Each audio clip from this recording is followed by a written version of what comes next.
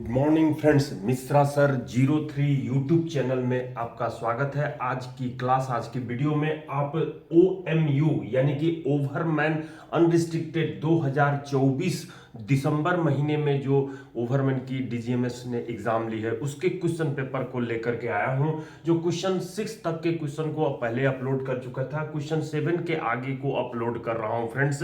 तो चलिए, अगर आप मिश्रा सर 03 यूट्यूब चैनल को सब्सक्राइब नहीं किए हैं तो सब्सक्राइब कर दीजिए, बेल आइकन दबा दीजिए और लाइक कर दीजिए ताकि हर वीडियो का नोटिफिकेशन आपको मिलता रहे और इनके प्रतिदिन के जो वीडियो अपलोड हो रही है उसकी वीडियो को देख करके आप एग्जामिनेशन की तैयारी को पक्का कर सकें, सर्टिफिकेट गेन कर सकें, प्रमोशन पा सकें या जॉब को पाकर अपने लाइफ को स्टेब्लिश कर सकें फ्रेंड्स। तो चलिए, मैं क्वेश्चन 7 को शेयर करता हूं और पढ़िए, जिसमें कि क्या ऑप्शन राइट होती है उसको चूज कीजिए। वैसे इस ऑप्शन में मैं बता दूं, इस क्वेश्चन में ये क्या कही गई है आपसे। आप कोल माइंस में काम करते हैं और प्रोडक्शन जो कोयले की होती है या मेटल की होती है उसका पर शिफ्ट में जो प्रोडक्शन होता है, पर शिफ्ट में प्रोडक्शन, मैं अगर यहां पर लिख दूं पर शिफ्ट प्रोडक्शन, जैसे ये मैं जो मेरे को दिख रही है यहाँ पर शिफ्ट प्रोडक्शन ये कितनी दी हुई है, तो पर शिफ्ट प्रोडक्शन दिया हुआ है ये यहाँ पर 300 डेज वर्किंग डेज दिया हुआ है और 10,000 टन ये पर शिफ्ट दिया हुआ है, और जो नंबर ऑफ वर्किंग डेज दिया हुआ है, नंबर ऑफ वर्किंग डेज जो दिया हुआ है वो दिया हुआ है 300 पर ईयर, मतलब एक साल में 300 दिन आप काम करवाते हैं और एक दिन में number of shift per day जो दिया हुआ है, वो दिया हुआ है 3 शिफ्ट पर डे दिया हुआ है। तो और साथ में पूछा है कि मिलियन टन में प्रोडक्शन टारगेट क्या होगा, एनुअल प्रोडक्शन टारगेट ये पूछा है किसमें, मिलियन टन पर ईयर में। तो ये जो पूछी गई है, जब आप एक दिन की बात करते हैं, यहां पर एक शिफ्ट में 10,000 बोली गई है, तो एक दिन में एक शिफ्ट में जब 10,000 बोली गई है तो यहां पर MTY million ton per year की जब बात करते हैं तो उसको निकालने के लिए क्या करेंगे आप, जो पर शिफ्ट प्रोडक्शन है, per shift into number of shift in a day या number of shift per day आप कर दीजिए और इंटू ए डे का हो जाएगा और number of day in year ये कर दीजिए, तीनों का गुना आपको आ जाएगी, यानी कि 10,000 में आप नंबर ऑफ शिफ्ट 3 है, एक दिन में 3 शिफ्ट में काम करते हैं और number of days in year आपका कितना है, 300 है, तो इसको आप गुना कर दीजिए। तो ये देखिएगा 3 तरीके 9 हो जाएगी और 9 में ये जो कितनी जीरो हो रही है, 2 जीरो यहाँ और 4 जीरो यहाँ, 6 जीरो हो जाएगी। तो 6 जीरो जब आप करिएगा तो ये जो होगी टन में होगी, लेकिन आपसे पूछा किस में है, टन में होगी। ये ध्यान दीजिएगा, ये टन में होगी। जब आप मिलियन टन में लिख रहे हैं तो 10 लाख टन बराबर होता है 1 मिलियन टन, ये आपको याद रखना होगा। तो ये जो 6 जीरो है, इस आधार पर इसको आप लिख सकते हैं 9 into 10 lakh ton. 9 into 10 lakh ton अगर लिख दिया तो 10 लाख टन को आप क्या कहेंगे, मिलियन टन, 9 मिलियन टन। तो इस तरह से 9 मिलियन टन इसकी आंसर होगी। अब मैं वो क्वेश्चन शेयर करता हूं और ऑप्शन के तहत उसको चूज कीजिए कि कौन सा आंसर होगा। तो यहाँ पर आपको स्क्रीन में दिखाई दे रही है, मेरे कर्सर के साथ नज़र को मूव कीजिएगा। ये क्वेश्चन नंबर 7 है। क्वेश्चन नंबर 6 जो कि पहले ही अपलोड कर चुका था, तो ये OMU 2024 का मेमोरी बेस्ड क्वेश्चन है। क्वेश्चन 7 क्या कह रहा था, following data are provided for a surface mine, number of working days in a year 300 days, production target 10,000 ton per shift, number of shift per day 3 shift, the annual production target in million ton is. तो यहाँ पर आप देखेंगे कि ए में 5.76 दिया है, B में 7 दिया है, सी में 8.91 दिया है, डी में 9 दिया है, ई में 10 दिया है। तो यहाँ डी को आंसर टिक लगाएंगे। चलिए आगे बढ़ते हैं। जो आपके सामने दिखाई दे रही है, ये आपके सामने जो टैग दिखाई दे रहा है जिसमें न्यू बैच स्टार्ट हो चुकी है, और कॉन्टैक्ट नंबर आपको दिखाई दे रही है 9308063015 से कॉन्टैक्ट करके क्लासेस के लिए भी संपर्क कर सकते हैं। क्लास के बाद क्लास की वीडियो भी आपको प्रदान कर दी जाती है ताकि आप एग्जामिनेशन को वीडियो को देखकर आप रिवीजन कर सकें। यहाँ पर winding and working Thursday Friday Saturday 6 PM to 8 PM, ventilation का Thursday Friday Saturday 8 PM to 10 PM, legislation का Monday Tuesday Wednesday 6 PM to 8 PM चल रही है, ओवरमैन का 6 PM to 8 PM, और ये मशीनरी का दिख रहा है टाइमिंग। तो इस तरह से आप इसके एग्जामिनेशन की तैयारी को आप अपना चालू रख सकते हैं। अब आते हैं क्वेश्चन नंबर की 6 को। 6 नहीं है, ये हो जाएगी कौन सी, जिसको मैं चेंज कर देता हूँ। जब उसका 7 था तो ये हो जाएगा आपका 8। तो चलिए मैं इसको 8 कर देता हूँ, 8 हो गई, और ये हो जाएगी क्वेश्चन नंबर 9। तो ये मैं 9 कर दिया। तो चलिए इसको स्लाइड शो के तहत बड़ा कर देता हूँ और फिर से अपन पढ़ते हैं क्या कह रहा है। What is air quantity in cubic metre per minute needed for a district when 250 persons employed in a day and production achieved 1500 ton per day. मतलब एक दिन में जो आदमी का नियोजन है वो person employed in a day, एक दिन में जो आदमी नियोजन है वो 250 है, और प्रोडक्शन अचीव्ड पर डे 1500 दिया है। तो आपसे पूछा है हवा की मात्रा कितनी डिस्ट्रिक्ट के लिए जरूरत पड़ेगी, 780, 3750, A and B both, none of the above, 625। तो यहाँ पर जो प्रश्न दी गई है हवा की मात्रा, मिनिमम एयर क्वांटिटी आपका प्रोडक्शन के हिसाब से और मैन पावर के हिसाब से जो निकालने की बात कही जाती है। तो यहाँ पर क्वेश्चन नंबर 8 जो अपन लोग सॉल्व करेंगे वो 153 रेगुलेशन के तहत उसको सॉल्व करनी होगी। तो CMR 153 आपको ध्यान में रखनी है। CMR 153 क्या कहता है, ये जो क्वेश्चन 8 है जिसको मैं कहूं कि गिवन क्या दिया हुआ है, उसमें आपको पहला चीज दिया हुआ है 1500 TPD दिया हुआ है, और 250 ये दिया हुआ है 250 पर्सन पर डे दिया हुआ, और पूछा है क्वांटिटी, एयर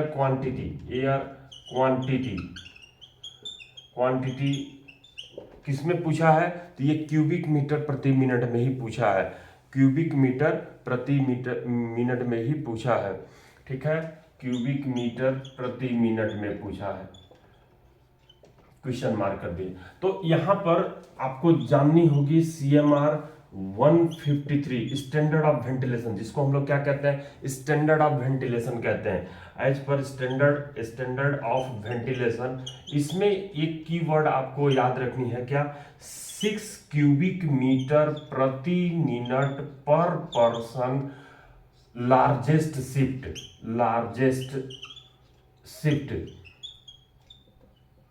ध्यान दीजिएगा, 6 क्यूबिक मीटर पर मिनट पर पर्सन, पी मतलब पर्सन पर पर्सन इन लार्जेस्ट शिफ्ट।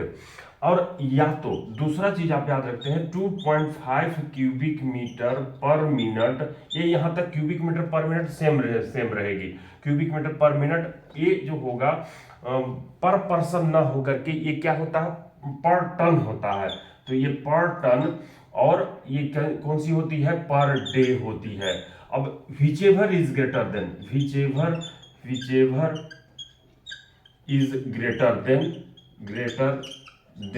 ये भी याद रखनी है, एट LVC मतलब लास्ट वेंटिलेशन कनेक्शन, जहां पर आप फेस से तुरंत बाहर का जो जंक्शन होता है उसी को आपको मानना है लास्ट वेंटिलेशन कनेक्शन। तो यहाँ पर आपको whichever is greater than at LVC, वैसे LVC जो होती है, मैं जो इनटेक और जो पहला इनटेक होता है या पहला जो रिटर्न होती है वही लास्ट वेंटिलेशन करेक्शन कराता है, उसको ड्राइंग में बता करके मैं बता दूंगा। यहाँ पर जो है आपको ये फॉर्मूला तो आपको याद रखनी, 6 क्यूबिक मीटर पर मिनट पर पर्सन लार्जेस्ट शिफ्ट या 2.5 क्यूबिक मीटर पर मिनट पर टन पर डे का, इन दोनों में से फॉर्मूला जो आपको यूज करनी है तो उसमें आपको क्या करनी है। जैसे यहाँ पर दिया है पर्सन पर डे, ध्यान दीजिएगा, जो पर्सन पर डे दिया हुआ है तो पर्सन पर डे नहीं चलेगा, क्या चलेगा, आपको शिफ्ट चलेगी। पर्सन के लिए क्या चलेगी, शिफ्ट वाइज चलेगी। तो ये जो 250 दी हुई है इसको आपको पर शिफ्ट निकालना होगा। आपके पास एक दिन में 250 आदमी है तो लार्जेस्ट शिफ्ट में कितनी होगी। तो अगर इसको आप 6 चौको 24, यहाँ पर आप 4 शिफ्ट में इसको बांट दे देते हैं, मतलब कि फर्स्ट शिफ्ट में 60, सेकंड शिफ्ट में भी 60, थर्ड शिफ्ट में भी 60 और एक जनरल शिफ्ट होता है उसमें भी आप अगर 60 दे देते हैं तो यहाँ पर आप देखिए कि 6 चौको 24 हो रहा है, 10 और बच रहा है। तो ये जो आपका जनरल शिफ्ट है उसको आप अगर 70 कर देते हैं तो ये जो है 70 हो जाती है, या 7 या 21 और जनरल शिफ्ट आप 40 कर सकते हैं, 7 या 21 और जनरल शिफ्ट 40 भी करते हैं। तो ये फ्लेक्सिबिलिटी हो सकती है आपका 7 या 21, 70 या 7 या 21 और जो जनरल शिफ्ट होगी वो 40 होगी। तो यहाँ पर जो ये जनरल शिफ्ट आप ये कह रहे हैं, चलिए इसी को कर लेते हैं, किसको, 7 या 21, 70 प्लस 70 प्लस 70 प्लस 40। तो ये किसकी है, ये जनरल शिफ्ट की है और ये किसकी है, फर्स्ट की है। तो फर्स्ट शिफ्ट और जनरल शिफ्ट ये दोनों शिफ्ट क्या होती है, ये दोनों शिफ्ट एक ही शिफ्ट में काम करती है, फर्स्ट शिफ्ट और जनरल शिफ्ट। इस तरह से 70 और 40 110 जो मैन पावर है वो लार्जेस्ट शिफ्ट में होंगे। तो 110 होंगे तो इस फॉर्मूले के अनुसार 110 अगर होते हैं तो 110 इंटू 6, 11 छक 66 हो जाता है और ये 660 क्यूबिक मीटर पर मिनट आती है। तो ये हो गई किसके अनुसार, पर्सन के हिसाब से हवा की मात्रा। अब अपन देखेंगे क्या चीज और कह करके जो आपकी प्रोडक्शन है, तो प्रोडक्शन कितना है, 1500 है। तो ये 1500 टन पर डे है और 1500 टन पर डे में आप देखे होंगे कि पर शिफ्ट नहीं लिया जाता, क्या लिया जाता है, पर डे ही लिया जाता है। तो आप डायरेक्ट 1500 इंटू 2.5 का गुणा करते हैं तो ये जो हो जाती है 15 दूनी 30 और 7.5 37, 3750 क्यूबिक मीटर पर मिनट। ये आपकी किसके अनुसार हो रही है, तो प्रोडक्शन से हो रही है और ये किससे हो रही है, तो ये हो रही है आपका मैन पावर से। इन दोनों में अधिक कौन सा है, यहाँ पर आपको दिखाई दे रही है कि 3750 ये अधिक है। इस तरह से आप व्हिचएवर इज ग्रेटर देन, इन दोनों में से जो ग्रेटर देन होगा 3750 आप LVC के पास पहुंचाएंगे। तो जो ऑप्शन में आपको दी हुई है वह 3750, उसको आप टिक लगाएंगे। चलिए अगले प्रश्न पर आते हैं, इसका ऑप्शन को देखिए कि कौन सी ऑप्शन इसकी राइट होगी, उसके बाद अगले प्रश्न पर आते हैं। तो यहाँ पर आप स्क्रीन पर देख रहे होंगे, मैं शेयर कर चुका हूँ, ये ऑप्शन बी, ये जो 8वां नंबर का है वो ऑप्शन बी आपको राइट नजर आ रही है, मेरे कर्सर पर देख रहे होंगे। तो ऑप्शन बी को टिक लगाइए, आगे बढ़ते हैं। क्वेश्चन नंबर 9 क्या है, what is the minimum light required at first aid station on open cast mine. तो ये मिनिमम लाइट के चैप्टर से प्रश्न पूछी गई है। स्टैंडर्ड ऑफ लाइटिंग जो कि हमारा रेगुलेशन 178 में बताई गई है और उसमें चीफ इंस्पेक्टर द्वारा तय करने की कही गई है और चीफ इंस्पेक्टर प्रशांत कुमार सरकार साहब तय कर चुके हैं। जो जनरल स्टैट्यूटरी रूल 981 के तहत हम लोग फर्स्ट एड स्टेशन पर कितनी लाइट का मात्रा होना चाहिए, इल्यूमिनेशन होना चाहिए, उसको हम लोग देखते हैं। तो ओपन कास्ट माइंस में फर्स्ट एड स्टेशन पर लाइट की मिनिमम लाइट पूछी जा रही है। ऑप्शन ए कह रहा है 15 लक्स हॉरिजॉन्टल, बी कह रहा है 25 लक्स वर्टिकल, सी कह रहा है 50 लक्स हॉरिजॉन्टल, डी कह रहा है 10 लक्स हॉरिजॉन्टल, ई कह रहा है 40 लक्स हॉरिजॉन्टल। तो जैसे ही आप 4th रो में जाएंगे, मैं ये कट पेस्ट दिया हूं, अपने फिंगर से आप जूम करके देख सकते हैं कि रेगुलेशन 178 के स्टैंडर्ड ऑफ लाइटिंग जो बताई गई है GSR 981 1 अक्टूबर 2018 को ये standard of illumination in open cast mine, जिसमें minimum standard of illumination to be provided in lux में बताई गई है। तो फोर्थ रो में देखेंगे तो फर्स्ट एड स्टेशन जूम करके आप देख सकते हैं 50 लक्स हॉरिजॉन्टल है, तो यहां पर आप टिक लगाएंगे सी को।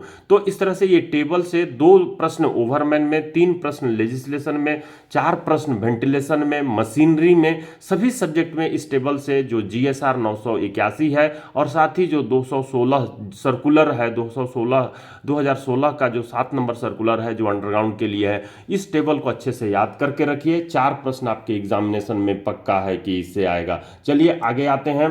तो यहां पर देख रहे हैं क्वेश्चन नंबर, ये मैं चेंज कर दूं नंबर को, ये 9 था तो ये जो है हो जाएगा क्या चीज़, ये 10 हो जाएगा। 9 हम लोग कर चुके हैं, मैं स्लाइड शो के तहत इसको छोटा कर देता हूं और ये 10 इसको डाल देता हूं, तो ये 10 मैं डाल दिया। और 10 नंबर क्वेश्चन जो है मैं पढ़ता हूं और समझ करके उसका आंसर देने का प्रयास करें। देखिए, new batch start online offline class on Mishra sir mining class from 29/3/2025 से ये जो है चालू हो रही है legislation second class first class की, तो उसको आप ज्वाइन कर सकते हैं। 15 दिन की क्लास है जो 70 घंटे की है।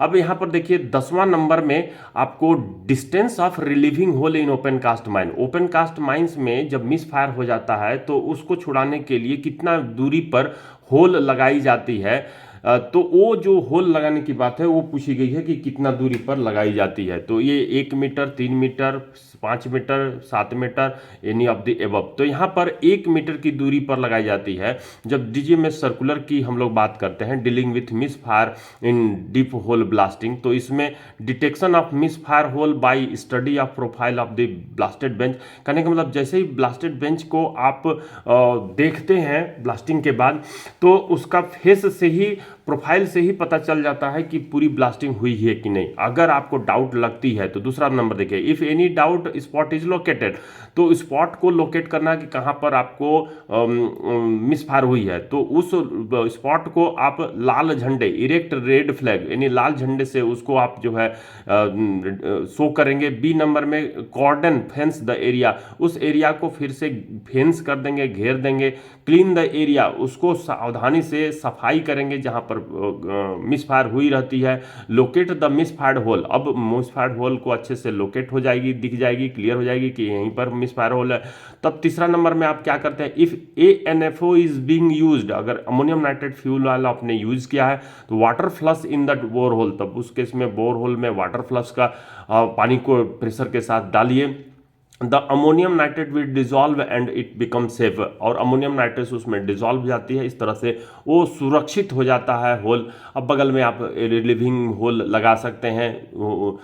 फोर्थ नंबर में, in case of other explosive take out the stemming material by water jet, अगर आपको अन्य अमोनियम नाइट्रेट फ्यूल ऑयल के जगह पर यहाँ पर इमल्सन एक्सप्लोसिव या स्लरी एक्सप्लोसिव या आप अन्य एक्सप्लोसिव इस्तेमाल किए हैं, heavy ammonia emulsion explosive high NFO use किए हैं, तो उस केस में आप क्या करेंगे, वाटर जेट, तेज वाटर का प्रेशर आप उसके अंदर डालेंगे तो स्टेमिंग मटेरियल बाहर आ जाएगी, और बाहर आने के बाद क्या करेंगे, इन द एक्सट्रीम केस, और उसके साथ आपका एक्सप्लोसिव भी बाहर आ जाएगा। इन द एक्सट्रीम केस, अगर बहुत ज़्यादा भयावह केस है तो पुट 1 और मोर रिलीविंग होल और नॉट क्लोजर देन 1 मीटर, तो उस केस में 1 से अधिक होल हम उसके उस मिसफायर होल के किनारे में लगाएंगे जो कि 1 मीटर से कम नहीं होगा। And deal with the situation in the usual manner, और उसको हम लोग यूजुअल मैनर में जैसे डील करते हैं वैसा डील करेंगे। तो यहाँ पर आपको दिखाई दिया क्वेश्चन नंबर 10, जिसका आप आंसर ए टिक लगा चुके हैं, और ये रेगुलर क्लासेस की आपको स्क्रीन में दिखाई दे रही है जो चल रही है। चलिए क्वेश्चन नंबर 10 पर आते हैं। क्या कह रहा है, overall pleat slope is the made by the imaginary line joining, मतलब ओवरऑल प्लीट स्लोप एंगल जो होती है वो क्या होती है, जो इमेजिनरी लाइन ज्वाइन होती है। तो ओपन कास्ट माइंस में जब कोयला को एक्सपोज करना रहता है, तो एक कोयला को एक्सपोज करने के लिए जो बेंच तैयार की जाती है ओबी का, ओवरबर्डन का, तो उसका जो टॉप मोस्ट बेंच होता है, किसका, ओपन कास्ट माइंस में बेंच का जो टॉप वाली जो बेंच होती है वो अगर मैं बना दूं तो यहाँ पर क्वेश्चन नंबर हम लोग 10 की चर्चा कर रहे हैं, तो ये मैं 10 लिख देता हूं, तो ये 10 लिखा गया। अब देखिए ये जो बेंच बना रहा हूं, क्या बना रहा हूं मैं, ओपन कास्ट का बेंच बना रहा हूं। तो यहाँ पर आपको दिखाई दे रही है क्या चीज, ये अगर मैं, ये 1 नंबर का बेंच है, ये 1 नंबर का बेंच है, ये 2 नंबर का बेंच है, ये 3 नंबर का है। तो यहाँ पर आपको जो दो ही बेंच है, मान लीजिए 2 ही बेंच है, तो यहाँ पर आपको जो है ये पॉइंट क्या कहलाती है, क्रेस्ट कहलाती है, crest of top most bench, top most bench ये कहलाती है। और इसको हम लोग क्या कहते हैं, टो, टो मतलब कि पैर का अंगूठा, पैर का अंगूठा, toe, toe of bottom most bench, तो toe of bottom most bench. अब इसको अगर काल्पनिक रेखा, इसको काल्पनिक रेखा मतलब यहां खड़े हैं और यहां से आंख आप इसको देख रहे हैं, तो इसको जो इमेजिनरी लाइन जो जाती है उसको आप अगर मिलाते हैं, तो ये जो इमेजिनरी लाइन जो बनी है, जिसको आप डैश डैश से अगर शो कर देते हैं, और ये हॉरिजॉन्टल के साथ जो एंगल बनाती है, हॉरिजॉन्टल के साथ ये अगर थीटा एंगल बनाती है, तो यही कहलाती है क्या कि अल्टीमेट पीट स्लोप एंगल, या इसी को हम लोग कहते हैं ओवरऑल एंगल ऑफ स्लोप, जो कि आपके ओवरऑल पीट स्लोप कहा है, ओवरऑल पीट स्लोप कहा है। तो ये ओवरऑल पीट slope, crest of top most bench, imaginary line joining the crest of topmost bench to the toe of bottommost bench। ये इमेजिनरी लाइन हॉरिजॉन्टल के साथ जो एंगल बनाती है उसी को ओवरऑल पिट स्लोप एंगल कहते हैं। तो आप इसमें ऑप्शन चूज कीजिए। तो ये कौन सी रेगुलेशन से है, तो ये 106 नंबर का रेगुलेशन, जिसमें कि ओवरऑल पिट स्लोप की बात की गई है। डंप में भी 108 रेगुलेशन में भी इसकी चर्चा की गई है। तो यहाँ पर ओवरऑल पिट स्लोप की जो बात होती है वो कौन सा ऑप्शन होगी, ये कह रहा है क्या चीज, टो ऑफ, क्या करें फिर से पढ़ लीजिए एक बार प्रश्न, overall pit slope is the angle made by the imaginary line joining the toe of the top most bench to toe of the bottom most bench. तो यहाँ पर टॉप मोस्ट बेंच का टो से नहीं ज्वाइन करते हैं, इसलिए गलत हो गए। Crest of the top most bench to the toe of the bottom most bench, तो हाँ इमेजिनरी लाइन इन्हीं दोनों पॉइंट को ज्वाइन करती है, इसलिए आंसर बी को टिक लगाएंगे।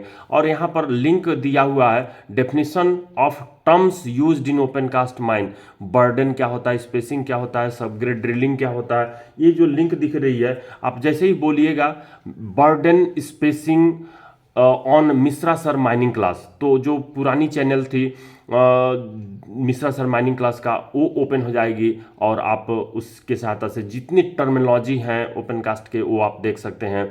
यहाँ पर Mishra sir 03 channel new YouTube channel है, जिसके तहत हम लोग क्वेश्चन सॉल्व कर रहे हैं। इसी तरह से एक दूसरी आपको सामने में दिखाई दे रही है क्या, bench formation regulation 106, dump management regulation 108, तो इसकी भी वीडियो आप लिंक दिख रही है, और इस लिंक को आप जो है जैसे ही कहेंगे रेगुलेशन 108 या dump management on Mishra sir mining class, या regulation 106 bench formation on Mishra sir mining class, तो आपको वो भी निकल जाएगी। तो यहाँ पर हम लोग मिश्रा सर 03 यूट्यूब चैनल के सहायता से क्वेश्चन नंबर 10 कर चुके हैं। अब देखिए question number 11, in the case of an accident form 4B has to be submitted within, तो फॉर्म 4 भी सबमिट की जाती है कितना दिन के अंदर, तो जब आप नोटिस ऑफ एक्सीडेंट की बात करते हैं, जिसमें कि हमारा रेगुलेशन में इसकी चर्चा की गई है 8 में, तो उसमें हम लोग within 7 days of occurrence इसको हम लोग देते हैं। तो ये in the case of an accident form 4B has to be submitted within 7 days of occurrence, answer A को ही टिक लगाएंगे। Form 4A immediately after submitting form 4A within 15 days of सबमिटिंग form 4A within 15 days of injured return to a duty, तो यहाँ पर आप ए को ही टिक लगाएंगे। चलिए क्वेश्चन नंबर 12 पर आते हैं। What is the relationship between break even stripping ratio and the ordinary stripping ratio, तो ऑर्डिनरी स्ट्रिपिंग रेशियो क्या होती है, आंसर आप तो ऑप्शन जो है जान ही जाएंगे, लेकिन पहले इसकी ऑर्डिनरी स्ट्रिपिंग रेशियो, जिसको स्ट्रिपिंग रेशियो भी कहते हैं, क्या होता है, एक टन कोयला निकालने के लिए जितना क्यूबिक मीटर ओबी रिमूवल करनी पड़ती है, कितना आपको 1 टन कोयला निकालने के लिए जितना क्यूबिक मीटर ओबी रिमूवल करनी पड़ती है, इन्हीं का रेशियो जो है क्या कहलाता है, स्ट्रिपिंग रेशियो कहलाता है। तो इस संबंध में Mishra sir Mishra sir mining class की जो यूट्यूब चैनल है उसमें तो अपलोडेड है, लेकिन आप मिश्रा सर 03 के तहत इसको समझ लीजिए। क्या कह रहा है, क्वेश्चन नंबर 11 की ही बात कर रहे हैं। तो ये स्ट्रिपिंग रेशियो को ही हम लोग क्या कहते हैं, एसआर से डिनोट कर रहे हैं, स्ट्रिपिंग रेशियो। तो यहाँ पर जितना क्यूबिक मीटर ओबी, तो क्यूबिक मीटर ऑफ ओबी ये कुछ भी हो सकता है, और ये जो क्यूबिक मीटर ओबी है जिसको आप निकालेंगे, और टनेज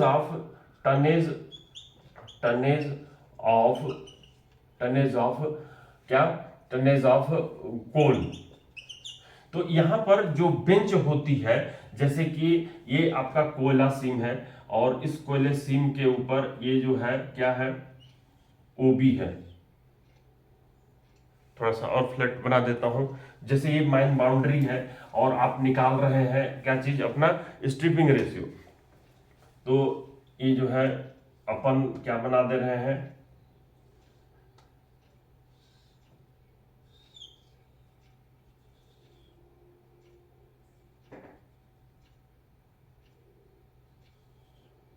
ये क्यूबॉइड जैसा बना दे रहे हैं, क्या चीज, क्यूबॉइड जैसा बना दिए ओबी, और यहां से अपन इसको ये मिला दिए। तो ये जो है क्यूबॉइड जैसा ओबी है। अभी इसके नीचे जो है आपका मान के चलिए ये कोयला है,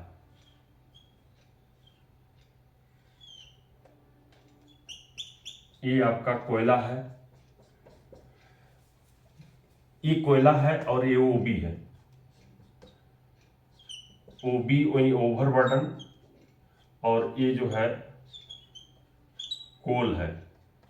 और ये कोल का थिकनेस अगर आपका 10 मीटर है, और ये जो है आपका ओबी का थिकनेस 50 मीटर। तो ध्यान दीजिएगा, ओबी का थिकनेस 50 मीटर है, कोल का थिकनेस आपका 10 मीटर है।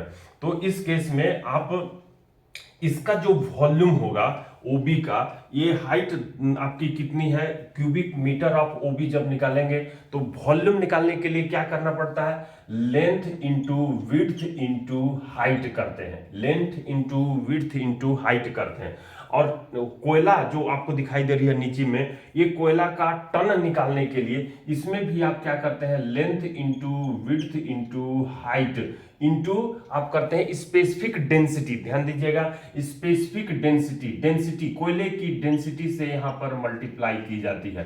तो कोयले की डेंसिटी से जब मल्टीप्लाई की जाती है तो आप ये देखेंगे कि ये जो आप लेंथ कह रहे हैं, ये एल अगर आप कह रहे हैं तो ये लेंथ है, और ये जो क्या कह रहे हैं, विड्थ कह रहे हैं, डब्ल्यू कह रहे हैं, ये विड्थ है, और ये जो है ये कैपिटल एच कह दीजिए, इसको कैपिटल एच कह दीजिए, ये जो है यहाँ पर बना हुआ है कैपिटल एच कह दीजिए, और इसको स्मॉल एच कह दीजिए। तो यहाँ पर आप इसको क्या कह दिए हैं, कैपिटल एच, हाइट को कैपिटल एच कह दिए, इसको स्मॉल एच कह दिए। तो ये जो कोयले की लेंथ है और ये जो ओबी की लेंथ है, जो आपका माइन बाउंड्री है, ये मान के चलिए पूरी माइन बाउंड्री को आपने ड्रॉ किया है, तो कोयले की लेंथ और ओबी की लेंथ दोनों सेम है, तो ये कट जाएगी। उसी तरह से विड्थ, ये जो कोयले की विड्थ है और ओबी की विड्थ है, वो भी विड्थ कट जाएगी। तो यहां बच क्या रहा है, ओबी का हाइट बच रहा है। तो ओबी का हाइट जो कि 50 मीटर है ये लिखेंगे, और जो कोयले की थिकनेस है जो कि 10 मीटर है वो लिखेंगे, और साथ में यहां डेंसिटी, कोयले की डेंसिटी हम लोग कैलकुलेशन पर्पज से 1.5 रखते हैं, या प्रश्न में जो दिया हुआ रहेगा तो 1.5 अगर कर देते हैं तो ये 10-15 हो जाएगी, 50/15 हो जाएगी। अब 15 से इसको करेंगे तो 15 तिया 45, 5 50, 15 तिया 45, 3.33 आएगी। कहने का मतलब 1:3.3, ये स्ट्रिपिंग रेशियो आ रही है। एसआर कितना आई, ये आ गई 3.33, 1:3.3। इसका मतलब क्या हुआ ये भी जान लीजिए। 1 टन कोयला निकालने के लिए, अब अगर इसको आप डिफाइन करते हैं तो क्या कहेंगे, 1 टन कोयला निकालने के लिए जितना क्यूबिक मीटर ओबी रिमूवल करना पड़ता है, तो यहाँ कितना क्यूबिक मीटर ओबी रिमूवल करना पड़ रहा है? 3.3 क्यूबिक मीटर ओबी रिमूवल करना पड़ रहा है। तो इनका रेशियो ही क्या कहलाता है? स्ट्रिपिंग रेशियो कहलाता है। 1 टन कोयला निकालने के लिए इस कंडीशन में आपको 3.3 क्यूबिक मीटर ओबी रिमूवल करना पड़ रहा है। अब यहां पर बात आती है ब्रेक इवन स्ट्रिपिंग रेशियो की। तो हम लोग जानते हैं, क्या जानते हैं कि जो कोयला है वो आपका स्लोप में पाया जाता है, ढाल में पाया जाता है, और जैसे जैसे अपना गहराई बढ़ते जाती है तो ओबी का थिकनेस तो बढ़ता जाता है। ओबी का थिकनेस क्या होते जाता है? जैसे कि ये कोयला आपको दिखाई दे रही है, इस तरीके का है आपका पूरा माइन बाउंड्री में। तो यहां पर जो आपको ओबी दिखाई देगी, ये अगर 50 मीटर था, कितना था? 50 मीटर था, तो यहां पर तो आपको कुछ और हो जाएगी ना, यहां पर आपका कुछ और हो जाएगा, यहां पर कुछ और हो जाएगा। अब यहां पर जो आप निकाल रहे हैं क्या चीज का? ओबी का। अगर ये चीज जो है 100 मीटर हो गई है, ये 100 मीटर है, लेकिन कोयले की थिकनेस तो फिक्स ही रहती है ना, जो आप 10 मीटर लिए हैं वो 10 मीटर ही रहेगी। अब यहां पर आप निकालिए क्या चीज?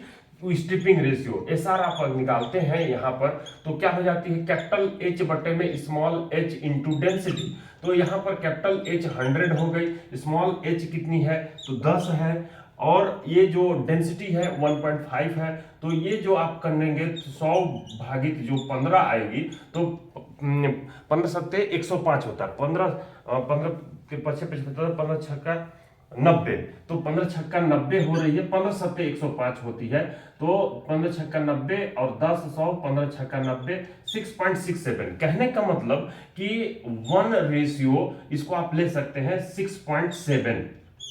ये स्ट्रिपिंग रेशियो आ रही है कहां पर? 100 मीटर की गहराई पर। तो स्ट्रिपिंग रेशियो धीरे धीरे बढ़ती जाती है। अब यहां पर आप कहते हैं कि ब्रेक इवन स्ट्रिपिंग रेशियो के लिए, बीईएसआर के लिए, बीईएसआर ब्रेक इवन स्ट्रिपिंग रेशियो, कहने का मतलब कि सरफेस से कोयले सीम की वह गहराई, ध्यान दीजिएगा, सरफेस से कोयले सीम की वह गहराई जहां पर कोयला और ओबी निकालने का खर्च, कोयला और ओबी निकालने का खर्च कोयले के सेलिंग वैल्यू के बराबर हो जाती है, तो उस डेप्थ के स्ट्रिपिंग रेशियो को ही हम लोग क्या कहते हैं? Break even stripping ratio. तो आप लिख सकते हैं इसको शब्दों के रूप में, उसके बाद जो है आप इसको और डिटेल में निकाल सकते हैं। तो यहां पर क्या मैं कह रहा हूं कि कोयले सीम की वह डेप्थ,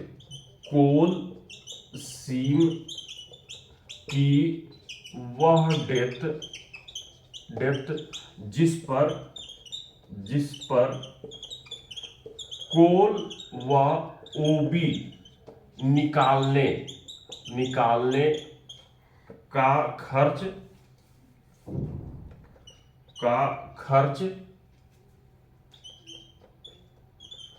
मतलब एक्सपेंस, कोल के, यहां कॉमा कर दीजिए, कोल के सेलिंग वैल्यू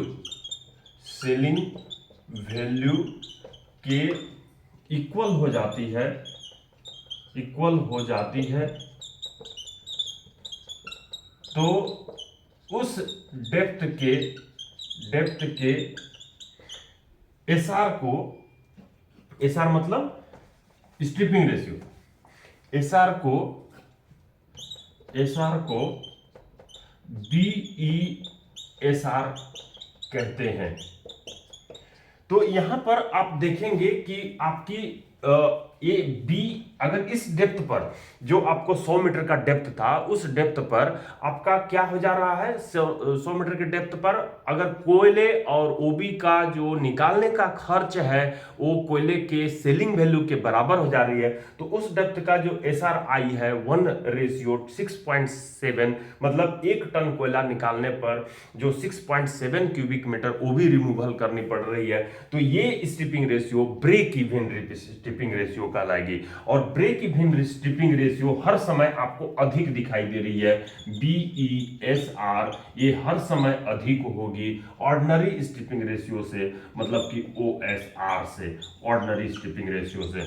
तो ये हर समय अधिक रहती है, इसको आपने ध्यान दे लिया। अब आप ऑप्शन को चूज करिए कि इसमें से कौन सी ऑप्शन होगी। बहुत अच्छे से आपने समझ लिए होंगे। अगर नहीं समझ में आई होगी तो इसको आप क्या करेंगे, कमेंट्स बॉक्स में कमेंट्स देंगे और उसके बाद हम लोग और इसकी डिटेल में जानकारी न्यूमेरिकल क्वेश्चन करके सॉल्व कर सकते हैं। तो यहाँ 12वां नंबर क्वेश्चन की बात हो रही थी। क्या हो रहा था कि what is the relationship between break even stripping ratio and ordinary stripping ratio. तो ये BESR लेस देन नहीं होती, BESR इक्वल नहीं होती, BESR ग्रेटर देन होती है ऑर्डिनरी स्ट्रिपिंग रेशियो से। सी नंबर को टिक लगाएंगे। तो यहाँ पर ये जो लिंक दिखाई दे रही है, स्ट्रिपिंग रेशियो या break even stripping ratio on Mishra sir mining class कहेंगे तो आपको ये जो लिंक दिखाई दे रही है, मैं जैसे ही इसको क्लिक करूंगा तो ये चालू हो जाएगी। तो इसके तहत आप इसकी स्टडी कर सकते हैं। देखिए, good morning friends, Mishra sir mining class YouTube channel में आपका स्वागत है। फ्रेंड्स, आज की वीडियो में आप जो माइनिंग सरदार की वैकेंसी निकली है NCL में, उसके करने के पहले आप मिश्रा सर माइनिंग क्लास की ये बता देता हूं कि कोई भी वीडियो अपलोड होती है तो उसकी नोटिफिकेशन के लिए आप बेल आइकन। स्ट्रिपिंग रेशियो क्या होता है, तो यहाँ पर भी स्ट्रिपिंग रेशियो बताया हूँ और लिख लिख के बताया हूँ। इसमें डेंजर जोन बताया हूँ, कट ऑफ ग्रेड बताया हूँ, तो बहुत सारा टर्मिनोलॉजी इसमें बताया हूँ। तो इस वीडियो के साथ भी जो है आप स्टडी कर सकते हैं। मैं इसको स्टॉप कर रहा हूँ और आपको अगले प्रश्न पर आते हैं। यहाँ पर 12 नंबर का क्वेश्चन, ये जो दिखाई दे रही है link, Mishra sir mining class जो BESR या स्ट्रिपिंग रेशियो, वहाँ पर भी देख सकते हैं, या मिश्रा सर 03 जो आपने अभी देखा वहाँ पर से भी आप स्टडी कर सकते हैं। तो चलिए मैं अगले प्रश्न पर आता हूँ और ये 13 नंबर का प्रश्न है, what is the purpose of rotary plate in bucket wheel excavator. तो बकेट व्हील एक्सकेवेटर का जो रोटरी प्लेट होता है, तो पहले तो बात कंपोनेंट आपको ध्यान में रखनी है। जितने भी HEMM heavy earth moving machinery open cast mines में या अंडरग्राउंड माइंस में जो चलती हैं मशीनें, उनके कंपोनेंट, उनके भागों का नाम आपको ध्यान में रखनी है। तो रोटरी प्लेट किस में होती है, तो पहली बात तो बकेट व्हील एक्सकेवेटर में होती है। यहाँ पर उसका पर्पज पूछ रहा है, the rotary plate is fitted with near the bucket wheel. ये बकेट व्हील जो दिखाई दे रही है, इसी के नजदीक में रोटरी प्लेट लगी रहती है। इट रिसीव द ओबी को रिसीव करता है एंड लिग्नाइट, ओबी को भी, या जो लिग्नाइट कोयला NLC में जो नेवली लिग्नाइट कॉर्पोरेशन लिमिटेड में जो उत्पादन होती है, लिग्नाइट को रिसीव करता है। It will direct to the hopper, और वो डायरेक्ट हॉपर में डालती है। The rotary plate has 8 plate, rotary plate में 8 प्लेट होते हैं। Bucket wheel excavator and bucket chain excavators take jobs that were previously. तो यहाँ पर जो ऑप्शन दी हुई है कि पर्पस क्या है रोटरी प्लेट का, उसको बताने, to transfer the soil mineral from bucket to conveyor, bucket से कन्वेयर में ट्रांसफर करती है। To transfer the soil mineral from conveyor to bucket, conveyor से बकेट में करती है। To transfer the soil mineral to rotary plate, तो rotary plate का काम पूछ रहा है, तो ये ट्रांसफर करने की। Dump the soil on the ground, ground पर सॉइल। तो यहाँ पर ए नंबर आंसर को ही टिक लगानी है, to transfer the soil mineral from bucket to conveyor, bucket से लेकर के वो कन्वेयर में ट्रांसफर करने का काम करती है। बाकी कंपोनेंट भी आपको ध्यान में रखनी है। यही प्रश्न तो नहीं आएगी, लेकिन इससे रिलेटेड प्रश्न आ सकती है, कंपोनेंट से रिलेटेड प्रश्न, BWE बकेट व्हील एक्सकेवेटर से रिलेटेड। तो ये काउंटर बैलेंस बूम दिखाई दे रही है। ये बूम ऐसा है कि ये जो आपको सामने में चेन कन्वेयर के साथ लगी हुई रहती है, जिसको हम लोग कटिंग बूम कहते हैं, जिस पर कटिंग ड्रम के साथ, जो कि व्हील कहलाती है, कटिंग व्हील कहलाती है, और उसके साथ बकेट लगे होते हैं। तो उसको सपोर्ट करने के लिए कटिंग बूम होती है, और इन स्ट्रक्चर को सपोर्ट करने के लिए, बैलेंस बनाने के लिए काउंटर बैलेंस लगी रहती है। ये डिस्चार्ज बूम है, जहाँ से कोयला जो है सेकंड बेल्ट कन्वेयर भी कहलाती है, और वो जो है कन्वेयर बेल्ट ट्रांसपोर्ट करता है रेलवे वैगन में या फिर डंपर, कहाँ जहाँ डंप होती है वहाँ पर। और एक क्राउलर है जो फ्लोर क्राउलर माउंटेड होती है। तो इस तरह से आप कंपोनेंट याद रखिए, उसका फंक्शन भी याद रखिए। चलिए आते हैं क्वेश्चन नंबर 14। ये जो सीक्वेंस है थोड़ा सा आपको चेंज करके रखनी होगी। ये क्वेश्चन 10 हम लोग देखें और ये जो है क्वेश्चन 11 हो जाएगा। मैं इसको छोटा कर देता हूँ, तो ये क्वेश्चन 11 हो जाएगा। क्वेश्चन नंबर सीक्वेंस में थोड़ी सी वो हो गई है ऊपर नीचे, तो ये 11 हो जाएगा। ये जो है 12 हो जाएगा। तो अभी हमने देखा 11, ये देखेंगे 12,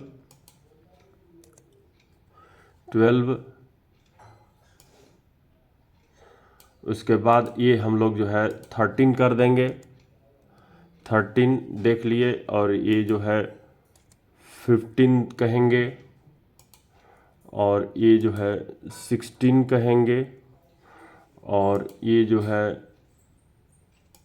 17 कहेंगे, और इसको हम लोग कर देते हैं 18।